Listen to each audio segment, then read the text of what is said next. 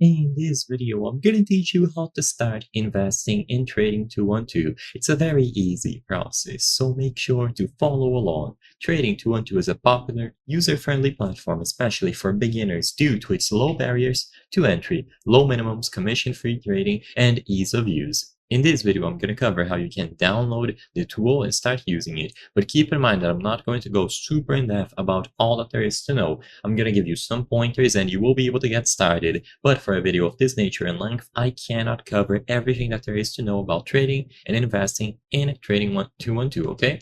So first, open your account and verify your identity. This will be done through the website or mobile app. When you open either of them, you will find the Open Account button at the top, and by clicking on this option, you will be able to sign up with your personal information, including name, email, and password. Because all of this is very sensitive, I won't be able to show you the full process on screen, but it is intuitive.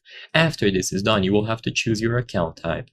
You will have to choose between Invest Account, which is the standard flexible brokerage account for buying real stocks and ETFs, Stocks and Shares ISCA for UK residents, and CFD, which is a high-risk account for short-term trading using leverage. Once again, it is going to be up to you. If you don't know what most of these means, I would assume that the best type for you would be the Invest Account because it is standard, easy to use, and keep in mind that gains are generally taxable. Complete the questionnaire and verify your identity with the necessary documents. You can fund your account using various different payment methods: debit or credit cards, Apple Pay or Google Pay, instant bank transfers, or regular bank wires. If you visit the official website, you also have the Learn tab. This is a wonderful way to learn about investing. They have plenty of articles dedicated to helping newcomers get to know the world of investing.